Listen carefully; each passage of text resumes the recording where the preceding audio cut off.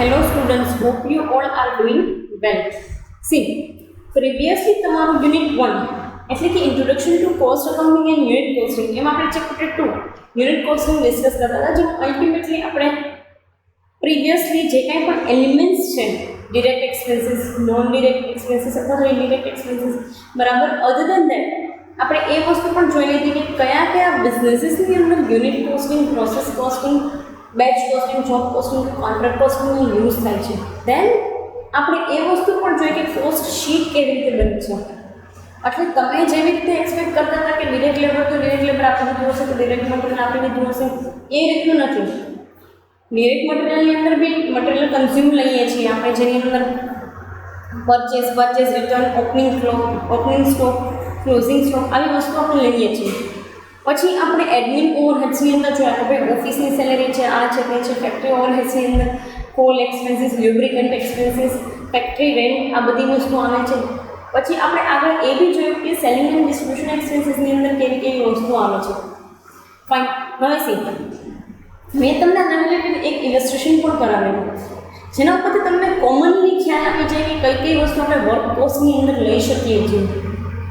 બરાબર, કઈ વસ્તુ આપણે વર્ક કોસ્ટની અંદર, કઈ વસ્તુ સેલિંગ એન્ડ ડિસ્ટ્રીબ્યુશન એક્સપેન્સીસની અંદર, કઈ વસ્તુને આપણે ઓફિસ એક્સપેન્સ લેવું અને કેવી રીતે cost of production find out કરવું. એમાં બી જો વર્કિંગ પ્રોગ્રેસ આપેલું હોય તો કેવી રીતે, ફિનિશ ગુડ્સનું કાંઈ પણ એલિમેન્ટ આપેલું છે તો કેવી રીતે. Fine. So let us discuss one more illustration regarding it.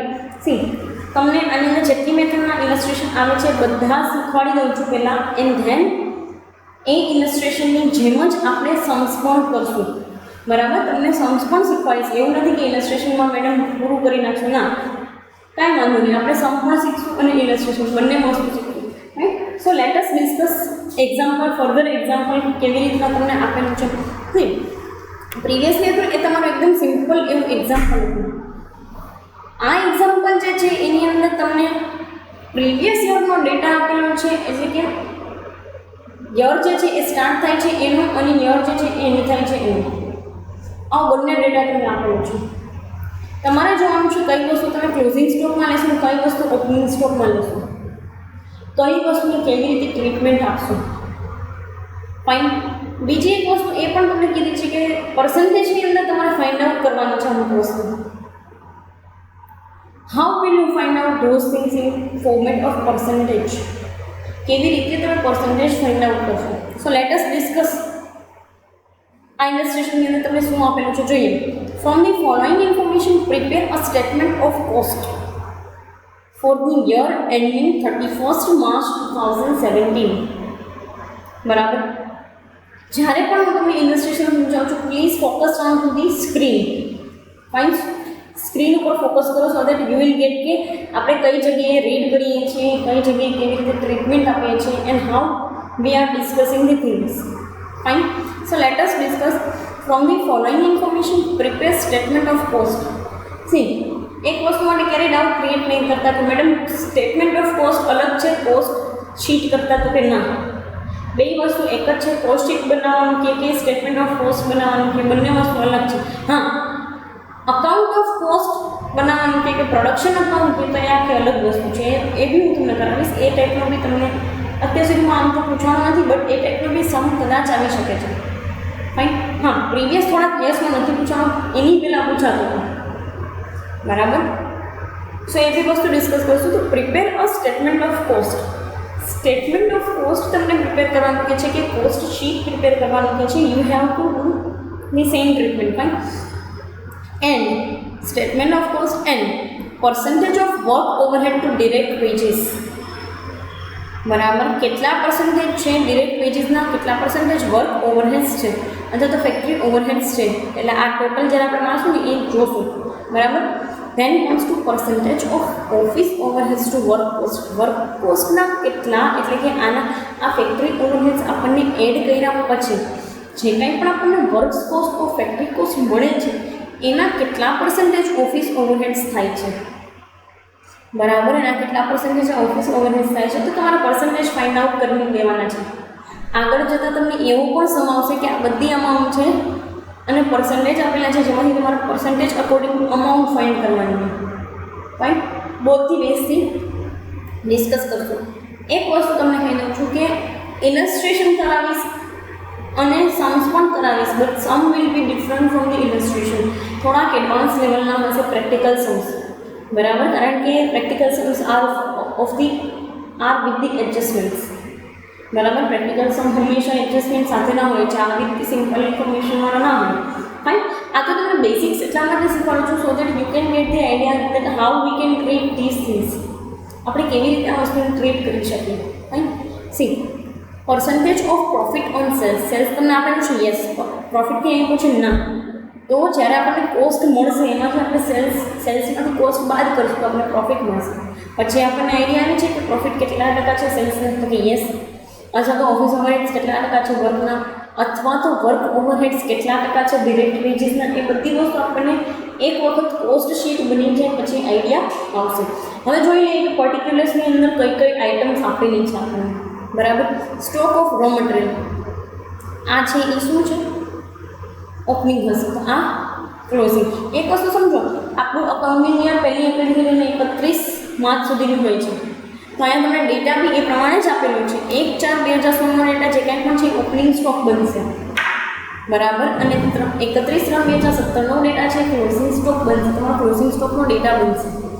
Fine. See next તમને કહે છે stock of work in progress at factory cost. હવે સી તમારે અહીંયા છે ને તમે ફેક્ટરી કોસ્ટના પર્સન્ટેજ ફાઇન્ડ આઉટ કરશો, બરાબર. અહીંયા ફેક્ટરી કોસ્ટના પર્સન્ટેજ ફાઇન્ડ આઉટ કરશો ને એના અકોર્ડિંગ તમારે વર્ક ઇન પ્રોગ્રેસ આપવાની છે. જોઈએ આગળ કેવી રીતે આપી શકાય છે. બટ વર્ક ઇન પ્રોગ્રેસ ક્યાં આવશે, કઈ જગ્યાએ, તો ઓફિસ ઓવરહેડ્સ જે છે એની ઉપર. ફાઇન. જોઈએ 30,000 અને 40,000. સ્ટોક ઓફ ફિનિશ ગુડ્સ એમાં પણ ઓપનિંગ અને ક્લોઝિંગ બંને વસ્તુ આપેલી છે, જે કોસ્ટ ઓફ પ્રોડક્શન પછી આપણે નાખશું, બરાબર. વર્ક ઇન પ્રોગ્રેસ જે છે ફેક્ટરી કોસ્ટ ઉપર આપીશું. Fine. Other information of purchase of raw material, જે મટીરિયલ કન્ઝ્યુમ આપણે પ્લસ કરશું, બરાબર. ક્યાં opening stock plus purchase of raw material.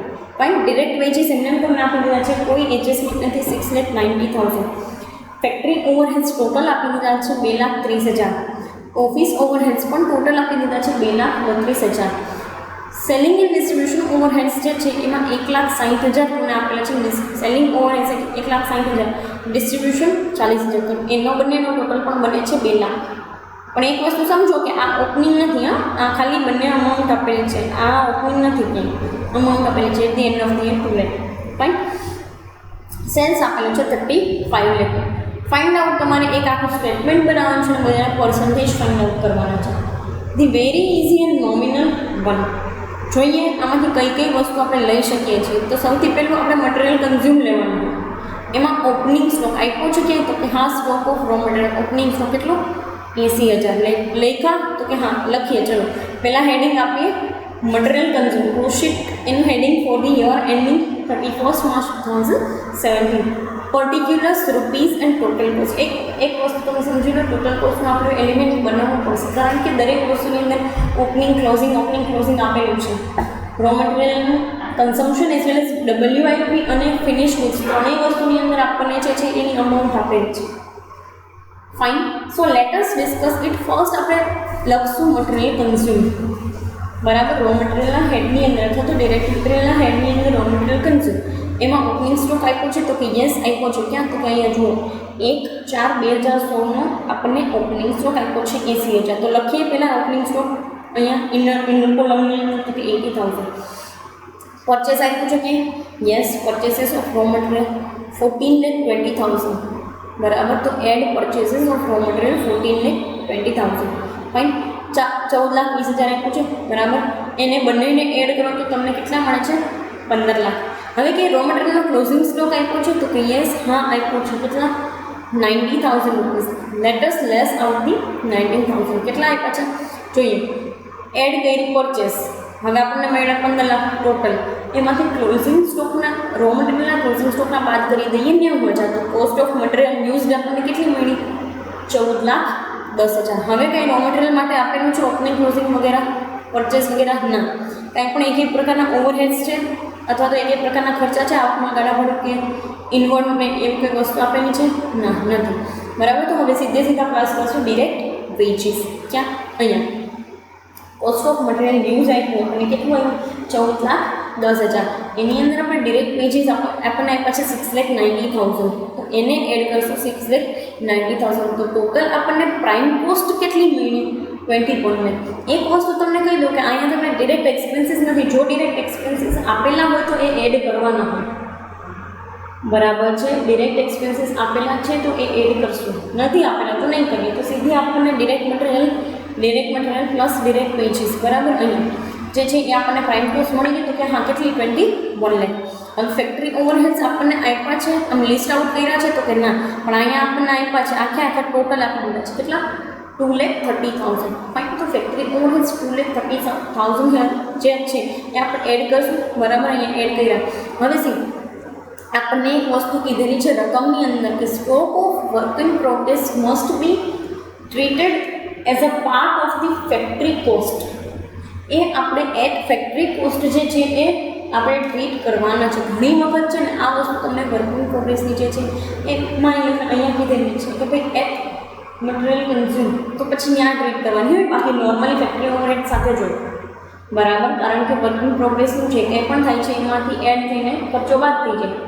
A simply ફેક્ટરીનો જ ભાગ છે અને ફેક્ટરીમાં જ આવે છે. તો એડ ઓપનિંગ લેસ ક્લોઝિંગ આપણને આપ્યું છે વર્ક ઇન પ્રોગ્રેસનું ઓપનિંગ ક્લોઝિંગ. તો કે હા ઓપનિંગ 30,000 આપ્યા છે, ક્લોઝિંગ 40,000 આપ્યા છે. ફેક્ટરી ઓવરહેડ્સ એડ કર્યા તો કે હા કેટલા 2,30,000. એડ કરો ઓપનિંગ સ્ટોક કેટલો 30,000નો ઓપનિંગ સ્ટોક આપ્યો છે. હવે સી નોર્મલી તમને ક્યારે એવું નથી કીધું ને કાંઈ પણ તો બી તમારી WIP જે છે ને એ અહીંયા જ ટ્રીટ કરવાની રહેશે. કાંઈ નથી કીધું ત્યારના કેસમાં કંઈ કીધું છે કે ભાઈ અહીંયા ટ્રીટ કરો કે ભાઈ મટીરિયલ કન્ઝ્યુમ સાથે અહીંયા જ ટ્રીટ કરી લો રો મટીરિયલ સાથે તો ત્યાં ટ્રીટ કરવાનું રહેશે.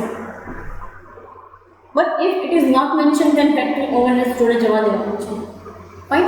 એડ કર્યા 2,30,000 પ્લસ 30,000 તો કેટલા મળ્યા 23,60,000. ક્લોઝિંગ સ્ટોક કેટલો આપ્યા છે તો કે 40,000. હવે માઇનસ કરશું કેટલા સિમ્પલી 40,000 તો આપણને કેટલા મળ્યા તો કે 23,20,000. 23,20,000 રૂપિયા જે છે એ આપણને મળ્યા as a part of the work cost. Work કોસ્ટના પાર્ટ તરીકે આપણને કેટલા મળ્યા તો કે 23,20,000 બરાબર. હવે આપણે એડમિનિસ્ટ્રેશન ઓવરહેડ્સ આપણને આપ્યું છે કે તો કે હા admin overheads office and admin ઓવરહેડ્સમાં ઓફિસ ઓવરહેડ્સ 2,32,000 આપ્યા છે. ક્યાં લખશું અહીંયા એડ કરશું વર્ક કોસ્ટની અંદર તો કે હા તો કે 2,32,000 એડ કરતાં આપણને મળ્યા 25,52,000. શું તો કે ઓફિસ જે છે એના માટેની કોસ્ટ અથવા તો જેને આપણે ઓફિસ કોસ્ટ કહીએ છીએ એ બરાબર. ઓફિસ ઓવરહેડ્સ એડ કરતાં આપણને આ વસ્તુ મળી 25,52,000. હવે સી એક વસ્તુ આની અંદર બી જોવાની છે કે આ આપણે પ્રોડક્શન કોસ્ટ વગેરે જે કાંઈ પણ મળ્યું બરાબર અહીંયા તમે જે જુઓ છો. હવે એની અંદર એ પ્રોડક્શન કોસ્ટની અંદર આપણે ફિનિશ ગુડ્સ આપ્યું છે તો કે યસ ક્યાં જોઈએ અહીંયા સ્ટોક ઓફ ફિનિશ ગુડ્સ 1,60,000 અને ક્લોઝિંગ સ્ટોક આપ્યું છે ફિનિશ ગુડ્સનું 1,12,000. તો એ બંને વસ્તુ પણ એડ કરશું અને માઇનસ કરશું.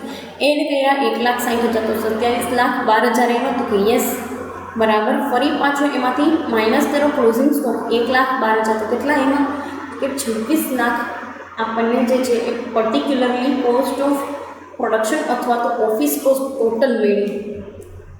આને આપણે ઓફિસ કોસ્ટ ના કહી શકીએ બરાબર, કારણ કે અહીંયા આપણને હજુ પણ આપણને ફિનિશ ગુડ્સ આપેલું છે. એક વસ્તુ કહી દઉં છું ક્યાંય કાંઈ નથી કીધેલું તો નોર્મલ ટ્રીટમેન્ટ છે બરાબર. ઇફ યુ હેવન બીન ઇન્સ્ટ્રક્ટેડ તમને કોઈ પણ વસ્તુ માટે ઇન્સ્ટ્રક્શન નથી આપ્યા તો તમારે એક જ કામકાજ કરવાનું છે અને એ કામકાજ છે ખાલી અને ખાલી શું તો કે સિમ્પલી તમારે જે કંઈ પણ ઓફિસ ઓવરહેડ્સ છે ને એની સાથે જ તમે ફિનિશ ગુડ્સની ટ્રીટમેન્ટ આપી દો. કારણ કે એમાં કંઈ અલગ ટ્રીટમેન્ટ ના આપવાની, સિમ્પલી તમારા ઓફિસ ઓવરહેડ્સ પૂરા થયા ને ત્યાં સુધીમાં તમારી પ્રોડક્ટ બની ગઈ હશે, માર્કેટમાં જવા માટે એકદમ રેડી હશે, ગોડાઉનમાં પડી હશે. તો simply add the opening stock of finish goods 1,60,000 તો આપણને મળ્યા 27,12,000 and less the closing stock તો કેટલા છે 1,12,000 જેમાંથી જે વસ્તુ માઇનસ કર્યા પછી આપણને મળ્યા 26 lakhs. આ મળી આપણને કોસ્ટ ઓફ સેલ્સ અથવા તો સિમ્પલી ઓફિસ કોસ્ટ બરાબર. હવે આગળ આપણે સેલિંગ એન્ડ ડિસ્ટ્રીબ્યુશન ઓવરહેડ્સ છે તો કે હા બે સેપરેટલી આપ્યા છે. સેલિંગ ઓવરહેડ્સ 1,60,000 ને ડિસ્ટ્રીબ્યુશન ઓવરહેડ્સ 40,000. બે વસ્તુ આપણે સેપરેટલી લખશું. એણે જેમ લખ્યું છે એમ કોઈ પણ વ્યક્તિ છે ને બહુ ઓછમાં તો એને ટોટલ નહીં વાંચવાનું, ફાઇન. તો ઇનર કોલમની અંદર 1,60,000 એન્ડ 40,000 બંને વસ્તુ સેલિંગ ઓવરહેડ 1,60,000 ડિસ્ટ્રીબ્યુશન 40,000, તો એનો ટોટલ થઈને 2 લાખ. હવે 26 લાખ પ્લસ 2 લાખ તો 28 લાખ. આ મળી આપણને ટોટલ કોસ્ટ. ફાઇન. અહીંયા સુધી આઈ હોપ તમને કોઈ જ પ્રોબ્લેમ નહીં એમનો, કારણ કે પ્રીવિયસલી બી આપણે આ વસ્તુ ડિસ્કસ કરેલી છે. So there will no be any problem. આપણને આમાં કાંઈ પ્રોબ્લેમ નહીં આવે. બટ આપણને પર્સન્ટેજ ફાઇન્ડ કરવાનું કીધું છે. How we will do it, કેવી રીતે કરશું? કે સેલ્સ આપ્યું છે તો કે હા કેટલું, તો કે 35 લાખ. સેલ્સમાંથી આપણે 28 લાખ બાદ કરી દઈએ ટોટલ કોસ્ટના, તો આપણને પ્રોફિટ મળે.